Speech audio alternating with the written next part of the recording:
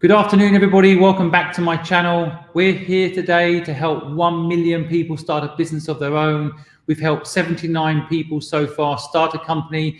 We're also here to make sure that we help you grow your business. Right now, thanks to COVID, economic situation is dire. A lot of people are finding it quite tough. And so I want to provide a platform where you can get knowledge for free. No one's going to sell you anything. There's no sales funnel. It's just about getting you knowledge for free to help you succeed in this difficult time. So myself and my network of entrepreneurs, my access to all sorts of knowledge-based people are here for you. So if you, for example, want to get any one-to-one help, you can sign up via our website. I've just put the link here on screen, thepurposefulproject.com, and we arrange one-on-one sessions for free with the world's most successful entrepreneurs to try and help you get the answers to the questions that you might have. In addition, of course, if you just want to hear from the world's most successful entrepreneurs, you want to hear how they did it, you can go listen on our podcast show. Again, I've just put the link on screen, goodluckpod.com. We interview people like Nick Jenkins, who built moonpig.com from zero to hero. He sold it to Photobox for £150 million. And he talks about how he did that as a sole founder, how he raised money, when he raised money, how he actually managed to pivot in pricing and make it successful. It's a fascinating story. But we have entrepreneurs like that share their insights, again, for free on our website, goodluckpod.com.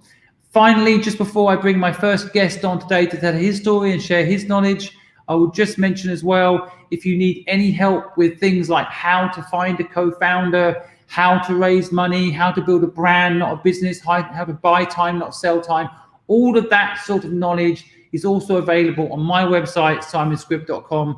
Again, all money generated from this platform goes back into helping people. So I do make money from the social media channels, but that money I give back to you guys to help you start businesses and grow businesses. So I think that being said, I have two amazing entrepreneurs coming on today. Alex, who's going to share with us his knowledge. And then a little bit later, David, who's coming on to tell us about the incredible business that he's doing and how we can help him. So I'd like to first up welcome Alex. How are you? Excellent. I'm at the office at the moment. Oh, great. Well, maybe for my audience that don't know you, we could start off by just giving 1 minute, a little bit of description of who you are and what you do. Okay. I'm a serial entrepreneur. I live in Bucharest. I built over 20 companies. Most of them I closed. So I don't succeed, but I learn a lot. And at the moment, I'm CEO and co-founder at Cogneve.com. We are a software lead generation company, so we generate leads for software companies. But more than that, we are solving a real problem. Most of us read fake reviews on the internet about a software, and after that, we buy.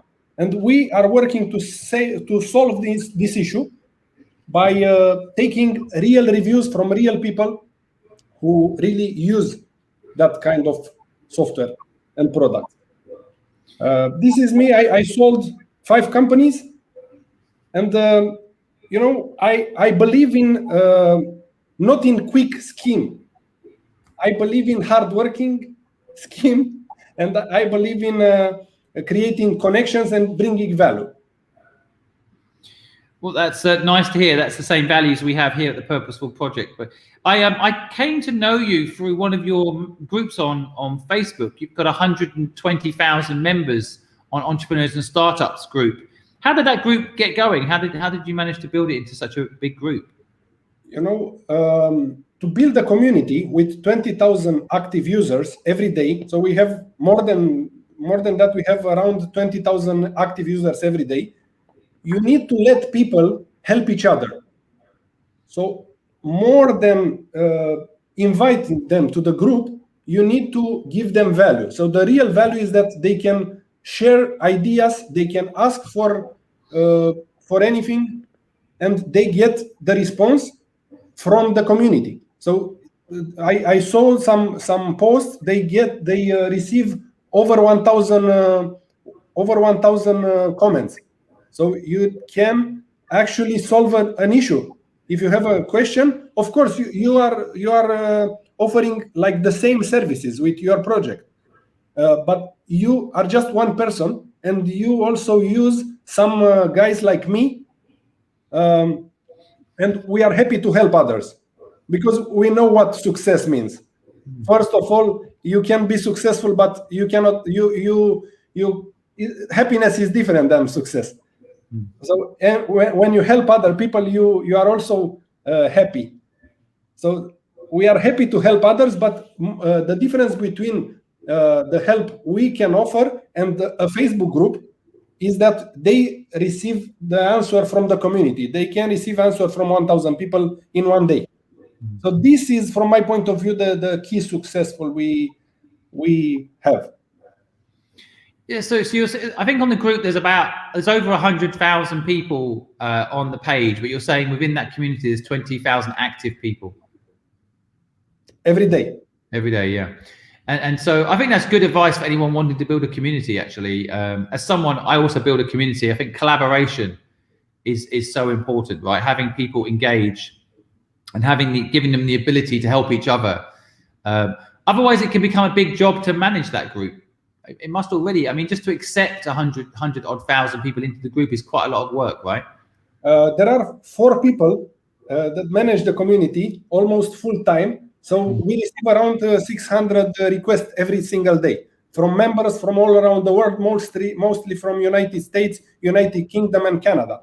But we need to analyze what type of people must be in the community, and we don't need scammers. We have some people who try to convince our members that they can make $5,000 in 3 hours or stuff like that. But we also work to remove, and we also work to give them value. For example, a few days ago, I give for free to the community my lists with venture capital firms. So I work for 3 months to build a venture capital list, and I share for free with the community. And like this, you can keep the community united, let's say. And I receive around 25 to 30 messages every day from the members with different proposals, questions, and other stuff. Also, I spend some time to help them. So also, this is, from my point of view, it's also a very important thing. If you have a community and you manage a community, you need to be there for them. If they ask you something, you need to come with the right answer, or with at least an answer. So who taught you this stuff? Who told me? Who taught you? How did you get this knowledge about community and building community? Where did you learn this from? Was it self-taught, or did you have a mentor? How did you discover this? I did have a mentor, but me personally, I'm that type of person who want to learn every single day something new. So I think it's also about how you are built and how you want to be. Because I learned from you a lot of stuff, and we don't communicate too much. But I spend time to see all the videos you are posting on, because I know you share a lot of quality knowledge. And, you know, from my point of view, it's very good for an entrepreneur to start thinking a little bit differently, in a way to understand that is not a point when you know everything. Every single day you can learn something new, and be open to learn something new. So the answer is somehow self-made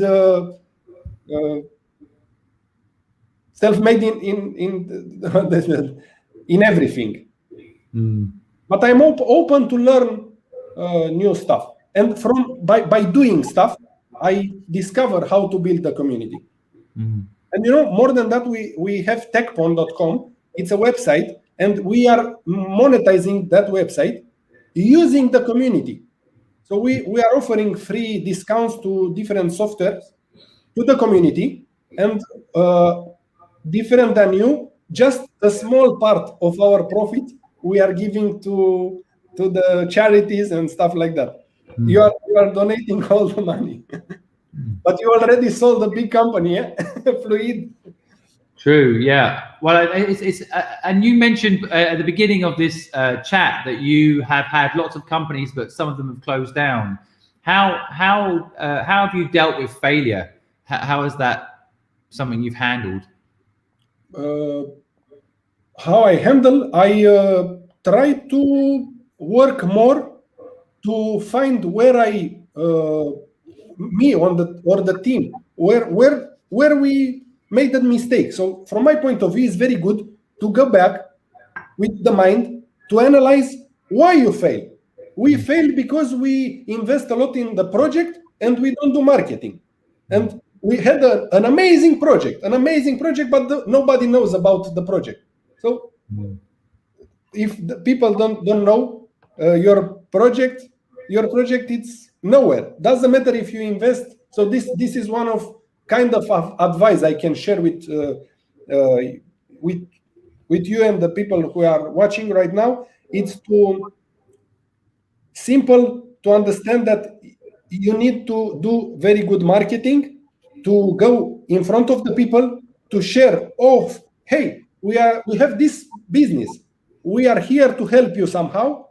If you are hiding, but you are building a very excellent and very good application, software, website, services, doesn't matter. If people don't know you, you will not succeed. Because success, from my point of view in business, it's also profit.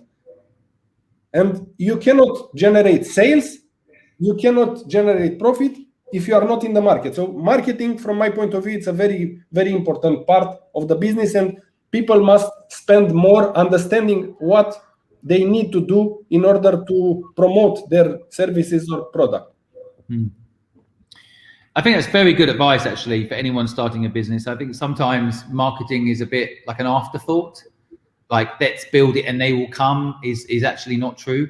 I guess maybe if you're a casino, people might see it and go, but generally that's just not true anymore, is it? You build it and people will come is not true. So when you're marketing a business, I mean, I know you're very humble, you're very successful, and anyone that starts off by telling you about their failures, it's obvious that person's actually very successful. I think often because if you're failing right now, you don't really want to talk about it. But if you're succeeding and you've done well, you're quite happy to talk about your failures. So when everyone, like you're very humble and you come on, I failed a lot. I know you've actually succeeded and done really well. But if you were starting a business today, as a lot of people might have to, given the amount, 700,000 people in the UK have lost their job since COVID hit. 700,000, that's just in the UK alone. So a lot of people are going to have to start a business of their own. And what would you do on the marketing front? If you were starting a business now, what's your marketing tips? Marketing tips is, first of all, you need to go in front of the people to communicate with them. This is the first thing, to be present on social media, on Clubhouse. I know you are a very big fan of Clubhouse. And to understand that it's good to fail. It's really good to fail, because to be honest, I also have some small failure every single day. I try a marketing campaign and doesn't work.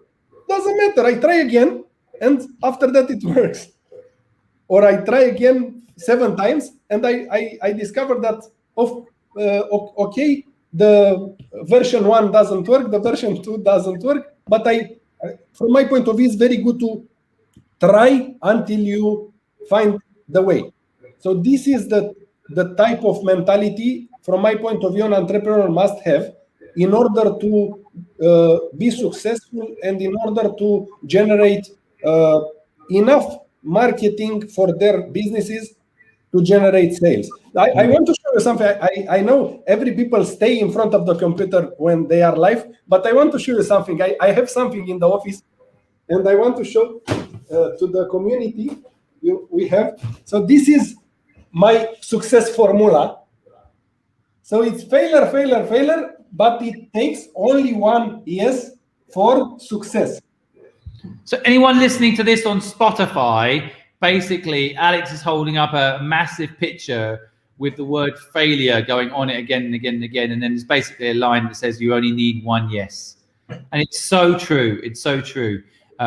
James, I can see you're online here on TikTok too. James is saying, weirdly, failure excites him. You know, I feel like you're like that too, you know, listening to you, like, let's go and fail today, you know, let's make it happen, right? What's been your biggest failure, Alex? My biggest failure, it was when I realized that I don't have enough money to pay the salaries, and I sold my car to pay the salaries. And after 2 months, I sold also my laptop and my phone to pay the salaries. That was my worst moment. But I smile. That days I didn't realize it's something very complicated for my business. But after that, I work so hard and I generate success. I convince people that I can bring them value, and some of them, they believe me, they give me credit. And after that, it was just a matter of scale and time to generate more connections, more value. And after that, I realized, hey, I need to find ways, first of all, to promote what I do, what we build, and second, to not be scared to talk with people like you. Because to be honest, I was scared. I said, multimillionaire Simon Squibb, I will talk with him. I was scared. And I know that people can have that kind of mentality. And this is wrong. Successful people, most of them, they are happy to share the knowledge. They are happy to help other people succeed, because this is how we succeed, by helping others. Quite right. Yeah, well said. Yeah, I think sometimes, I guess we all get nervous. There's nothing wrong with that. I did an interview with someone quite high profile recently, and I was nervous about it. But I think that's normal. But equally, I guess you know, the message you're saying there is you've got to push through the fear, right? You got to embrace it, and make sure you don't not do it because of that fear. It's okay to feel it, right? But I mean, how do you keep going? You're a very positive person. This is the second time I've had a conversation with you in an interview format. You have a really positive energy about you, Alex. But where do you get this energy from? How come you're so upbeat? There are few things that I use. Let's say I use sport. So when I feel that I don't have energy, I go to run, or I go to at the kickboxing sessions. And when you practice a sport, you have, by default, I don't know, after the session, you have energy. This is one. The second one, I'm a little bit ashamed to share with the people, with everyone this. I used to go to the therapist for years. It started with the anxiety when an ex-investor said that he will kill me, and I was very scared at that moment. But that moment changed my life completely, and it was a very good stuff. And after that, I realized that everything that happens bad in our life can be something better, can be something good. And why, if every time the future is brighter than the present and the past, why not to be positive? This is my point of view. So from my point of view, every time in the future is better. So that's why I am positive, because I wait for the next few seconds to see how better the life and everything goes. I think, first of all, Alex, thanks for sharing that. I actually think for the audience listening, it's a very important couple of points you're making here. But one of the things I think is really important for people to accept is that we all need help. And I have actually also been to see a psychiatrist and get help sometimes for some of my frustrations in life. I don't think it's anything to be embarrassed about. People say, "Oh, is there something wrong with you, Simon? Why did you have to go and get help?" And I say, it's because I went and got help that there's nothing wrong with me. You know, like I've actually had the chance to talk it through. I mean, I lost my father when I was 15 years old. He died of a heart attack in front of me. And of course, that's going to affect you, right? And if I ignore it, it will will manifest itself in anxiety or whatever. But the point is, by talking to a professional about it, I think I've come to terms with it, and I can process the subconscious and frontal lobe thinking that problem or that moment in my life has caused me. But I think anyone that doesn't seek out help from time to time, it's a bit like not exercising. It just doesn't make any sense. You need someone that knows how the mind works to give you feedback on any thoughts that you might be having, right? So, so, yeah, I can see where you get your positive energy from. You have a good, healthy attitude towards exercise, and you have the right mindset when it comes to seeking out help when you need it, right? I think so. There's important open points there you're making. So thank you for that, Alex. I have another one. More than that, I try to find people that share the same value with me. This is the third one. I think it's very important to find people you can interact easily with them, and you like them. In time, you will love them, and love is, from my point of view, is the biggest power in the universe. I love people. I was hurt few times in my life, but I love people, and this is the last one from my point of view. If you love people, you see life with love. So this is the last one. The reason of my positivity is I really love people in life. That's a lovely message. And you mentioned earlier that you had an investor that went wrong, and he got aggressive and all that. And again, thank you for sharing that story, because I think a lot of the time people are scared to share stories that have hurt them, as if it makes them weak. But I think it makes you strong. But what's interesting is I have the same philosophy as you when it comes to liking people, but I've been burnt quite a lot. And the thing is, they only win if they change you, right? If they stop you being that person that wants to believe the best in people. And so I think that's very important, not to let those moments change you. But I still do find it hard as I get older and wiser to trust people. You get a little bit jaded, right? Do you have any way of knowing whether the person in front of you is genuine or fake? How do you determine the true person? With experience, I can feel. I have a lovely wife. This is the fifth reason why I am so positive. I am in love with her, and I love her, and he's a real support for me all the time, and she keep me in balance. So I can feel if a person have a good intention or bad intention, and from my point of view, the feelings are the feelings. It's not logical. It's not something that I can think about it, why or not. But I feel if people are trying to cheat me or the group I represent. So it's about listening your feelings. Don't be afraid to listening your feelings, because we are built to feel if someone cheat on us or no. The second thing is to see what people are doing. So if they said something and they are doing something different, they are not honest. I cannot trust them. And we discover in the team that why we are successful, because we trust each other. We build a group of people, and I expect from the SEO guy to deliver what he promised. They expect from me to deliver what I promise. We expect from the content writer persons to deliver what they promise, and we trust each other. And when why we are that? Why we are working like that? Because I come with an idea that it's okay to fail. It's okay to make mistakes. If you are not making mistakes, you are not working. So I'm not happy with you. So every time when someone do something wrong in the company, I am happy to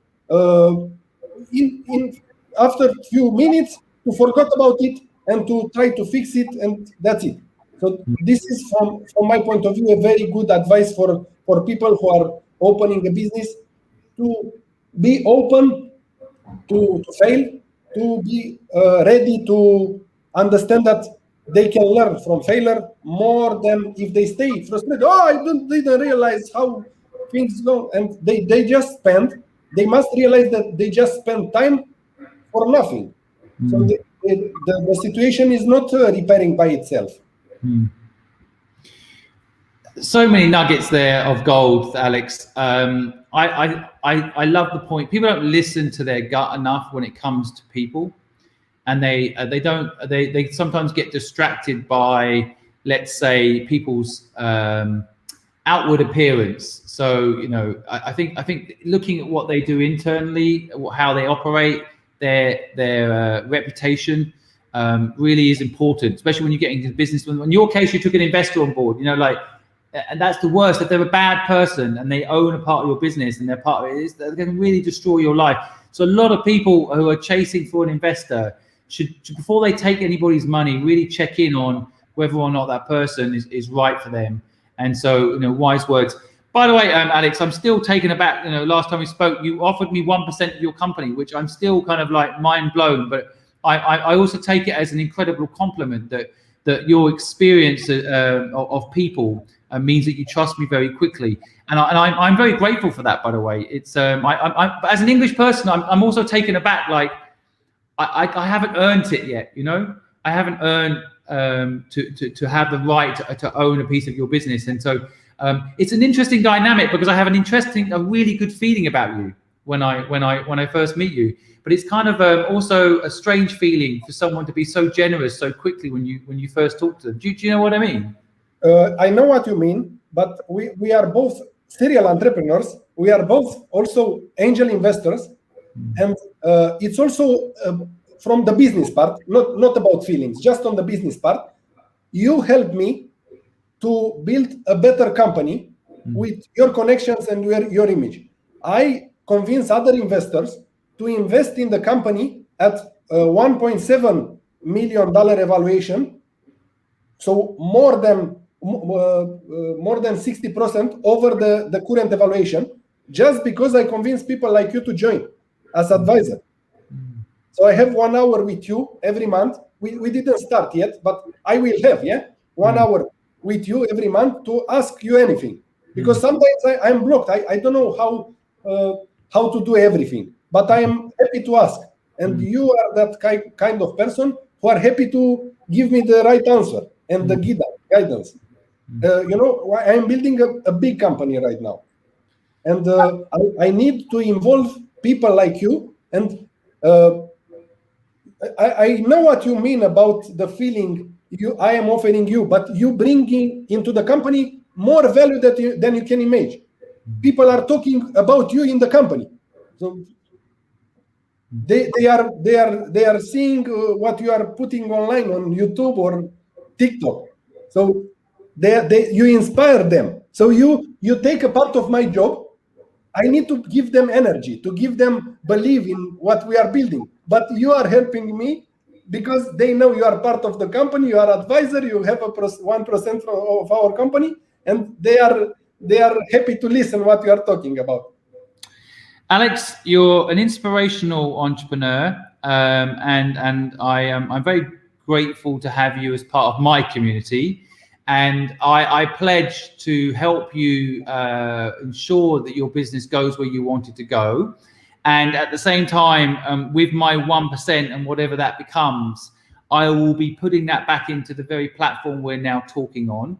I will reinvest in the community that's listening in now to help them help themselves to create the same positive energy that I'm feeling from you right now, Alex. So it's kind of like a karma circle, isn't it?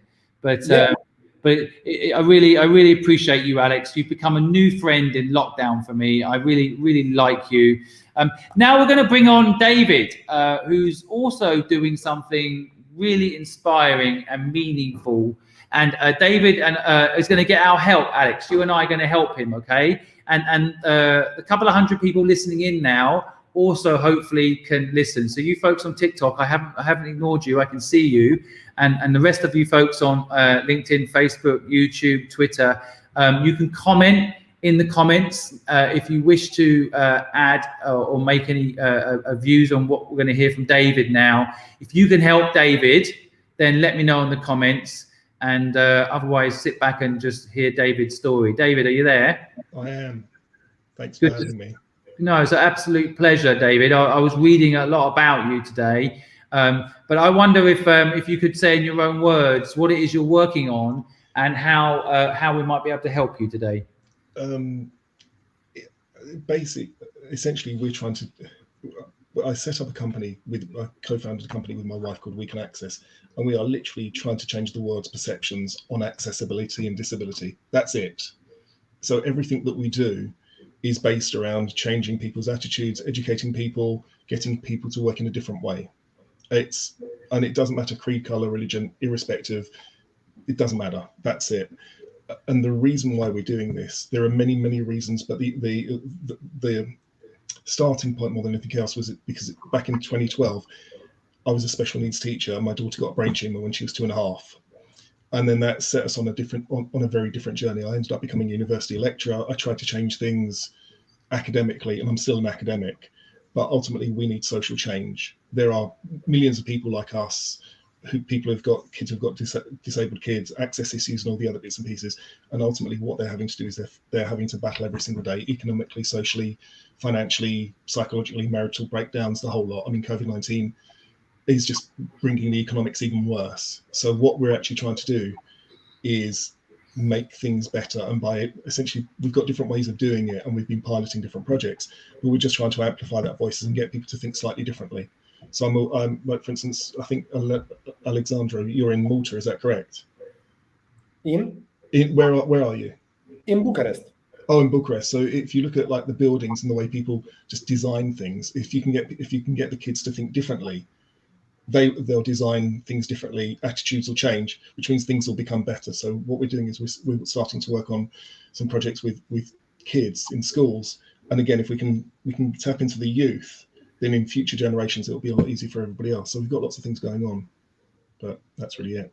It's a wonderful thing you're doing, David. I've got a 3.5-year-old, and I just couldn't imagine what you went through, but it's Alex and I were just discussing previously how sometimes the most painful experience in life can actually also give you something, give you an insight, give you knowledge, right? So I mean that again, it links into what's going on, is because if we're doing this we're spending our money and time on doing this, and ultimately we need to grow, we need support, we need help, but really we're doing it as much psychologically for anything else, because we can see the issues that people battle across the world.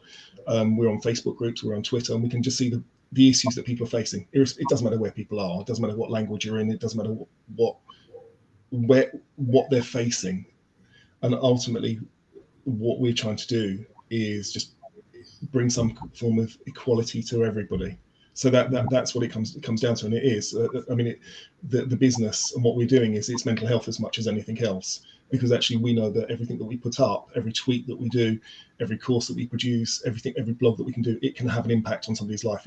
It can create change, and that's what we're about. Fundamentally, that's what we're about. It's basic change. So. No, I love it. And what can myself, Alex, and the community listening do to help you today? What is it you need, David? Amplify more than anything else. Amplify what we're doing. If you've got I attended a Zoom meeting of yours, I think a few weeks ago, and there was somebody who had an app. I jotted down notes. Somebody had a dietary app or something rather. I think you'd spoke to them. I can't remember what. If they've got apps, if you know people who've got businesses and they want to write a blog for us that talk about that change, fine. I think I might have sent you the blog guidelines. There's a blog. It's so that people can learn from each other. We do need money, but ultimately we also need help as well. So it's that sharing of what we're doing to, again, it's amplification. So everybody listening to the broadcast today, we will put the links below to what David's doing. But so you mentioned when you sent us a note about needing help that you are looking to raise money. And the advice, you see, because I wrote down a couple of questions, and one of the questions that I have is that we're specifically looking for impact investors. So we're a UK registered certified social enterprise, and we're working different projects. We've been going. We now understand what we're doing as a business. We understand where we can work with people and we're piloting projects.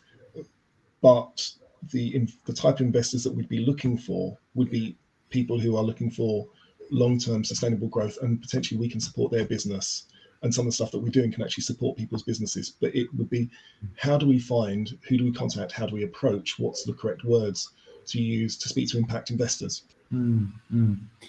Yeah, well, I mean, I think it all starts with your story, doesn't it? I mean, your story is so authentic. I mean, I've read a lot about you as well, so I guess I have a little bit of advantage to some people listening. But I think your story is very, very personal and very impactful. And I think investors are looking for the reason you're doing this, right? So impact investors in particular. Of course, a lot of standard investors would want to know what the economics are. And I think impact investors are actually similar in that regard. They also want to see that it's sustainable long term. And you know, what is the revenue model for you long term, do you think? So what we're developing courses, and we're also developing a franchise model. We've also got a marketplace as well that we want to develop.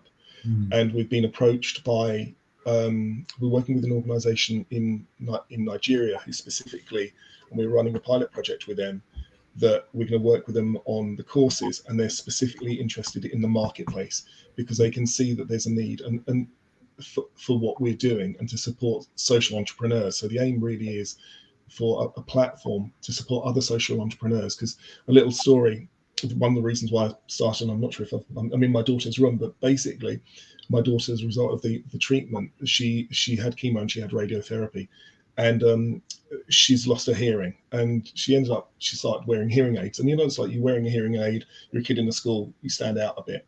So there was a lovely lady relatively close to where we live, who she was grandmum, and she sold these characters that you could put on hearing aids to, like, Disney characters. So instead of my daughter going in and she was the child who's got the hearing aids, it's like, what character are you wearing today? Now this was a grandmum whose granddaughter was wearing hearing aids, and it was a micro industry, and it was great. It was helping her. But what we want to do is we want to have on the platform micro businesses. We want social entrepreneurs to put them, to give them a chance to sell their goods, and so we take a commission, but not that much, so that they themselves can sustain themselves. Particularly if you look at COVID-19 and all the other issues, a lot of people are struggling financially, and we were planning on doing this prior to this, but we want to support and amplify other small businesses, because to be honest with it, certainly for us, we almost had to sell our house. We almost got crippled economically, and we can see it in so many different people. So that if we can give people that platform, they can then act as sellers, and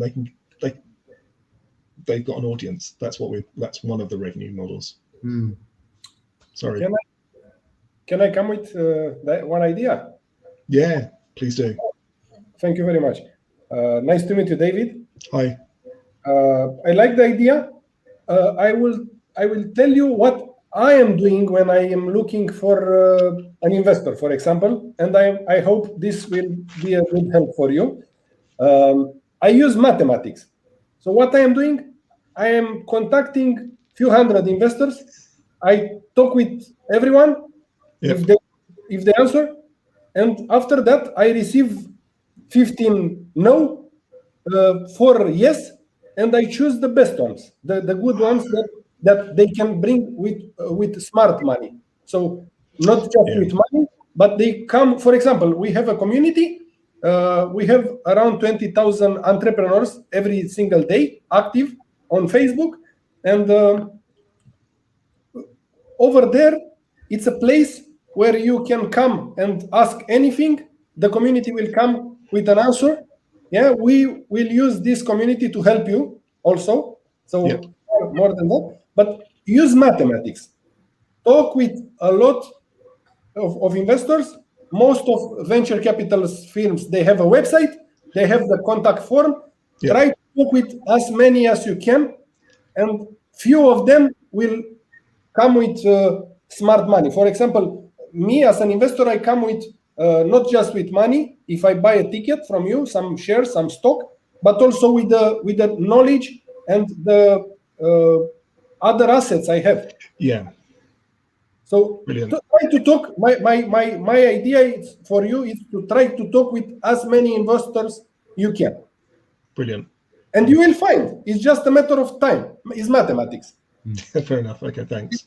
That's such good advice. I mean, sales is like that, right, David? I mean, sales is actually a numbers game. So many people think sales is complicated. It really isn't. It is literally, you start with 100, you'll get 2 that will say yes, and everything else is prospective leads for the future. But I'll add one thing, and just something I've learned myself. I mean, I invest in businesses, so I see that side of it. But I've also raised money for my companies in the past, so I've been on both sides of the table. And I think, if you want to raise money, the best thing to do actually is go out there and ask people for advice. If you ask for money, you'll get advice. If you ask for advice, you'll get money. Absolutely. And the other thing I've personally felt as I've got older is I always think really big about things. So when I'm listening to what you're saying, I would be like, okay, who's got a blogging network that can plug into what I'm doing? And I think like Andrina Huffington, like Huffington Post founder, ping her. She's got a platform called Thrive that people are blogging on all the time. It's not a social enterprise, but it could plug into yours. Maybe she'd invest in it and then plug you into that platform. You've got to think big. She's a big player. I'm not saying it'd be easy, but when I launched my podcast, I wrote down kind of these big names that I wanted to speak to, and everyone said to me, Simon, these people won't come on your podcast. They were wrong. They were wrong. And they did come on my podcast, and because they've been on my podcast, we became famous. And because we became famous, more famous people want to go on our podcast. No, absolutely, I get that. So if you can go really big, really quickly by getting, a big name on there that can bring, let's say, that kudos to you that you deserve, David. Yeah. You deserve it, right? What you're doing is very meaningful. And I think that actually it's harder to get money from people when you don't have a purpose, right? You are ticking a few boxes. You have purpose. You're delivering. You're actually doing what you're talking about. And you put your own, financial well-being on the line. And actually that matters, right? That matters to investors. That also matters. Alex and myself, I bet we both had the experience that we know as investors and as entrepreneurs, if that person hasn't gone all the way in and risked everything to do it, they're just going to lose my money because they're not willing to do it. They're not willing to take the risk themselves, right? Yeah. So I would make a list, David, of the top 50 people in the world that if you had them in would be transformational to your business. Got it. And then I would go after them. And one way to go after them is, like, for example, my neighbor is Ricky Gervais, right? Yeah. So I'm a big fan of his. He's the only celebrity I actually like. I don't have much time for celebrities, to be honest. But I like Ricky Gervais. He's honest, and he makes me laugh. He jokes about food allergies, right? My son has serious food allergies. I still see the sense of humor in this stuff, right? Some people get all serious about it. But anyway, what I'm trying to say is that you'll be surprised how many people in your network know the very person that would be the dream partner in your business. Got it. Right? So someone in your network knows the Huffington family, right? Someone in your network, me, now knows Ricky Gervais. Like whoever it is, you would be your dream person to support you on this. You'll find you will probably get to them, but you haven't written it down yet, right? That's right.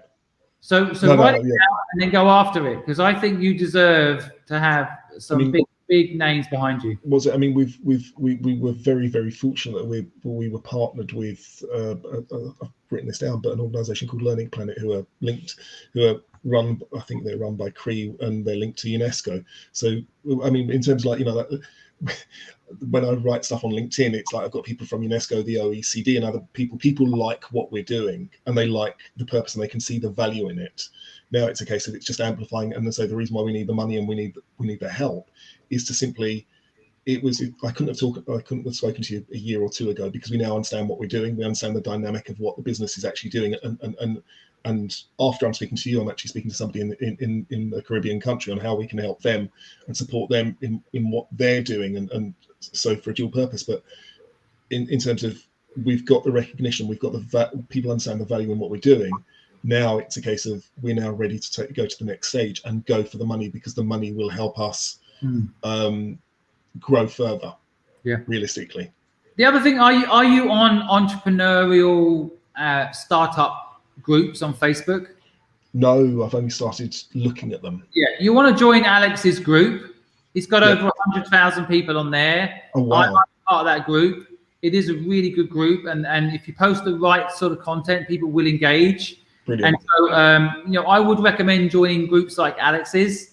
And where can I find the link? Because you're not alone with this problem, by the way. There'll be a lot of people who have businesses, have contacts, have capital, that are entrepreneurs that will resonate with what you're talking about, and they could be your investors and your partner. So do go put yourself into those groups, and just initially just post up what you're doing, which in my mind isn't a sales pitch. It's literally you're doing good. So a lot of these groups will let you in.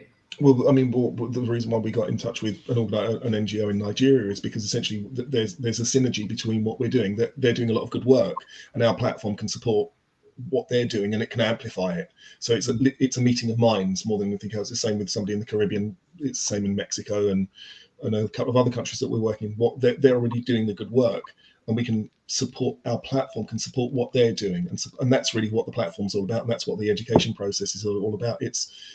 It's highlighting good practice, and also with the platform as well, just as a little plug, is that we've got a piece of software that translates everything that's written up there into over 100 different languages.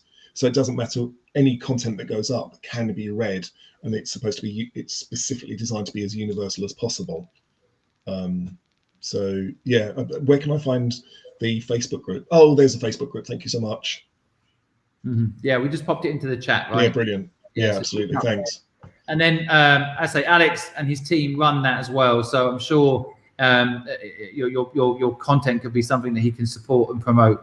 But I would also go on LinkedIn and join groups. We've got a group on LinkedIn now of people that we have helped, that are helping each other. So make sure there's just so many good ones. I think the key is I would pick 2 or 3 and be active in them. I actually do make quite a bit of effort to be active in Alex's community, because it's a good community, but you have to make a bit of effort. Yeah. But the rewards can really be high. You find your tribe in these places, and I think for what you're doing, you're going to find a lot of people that want to help you. Again, part of what we're doing is also, I mean, the blogs. What we're trying to do is highlight good businesses. So there are businesses that are writing for us, and what we want to do is we want to highlight the work that they're doing, so that people can go and direct them. So really, again, it's a synergy that we're looking for.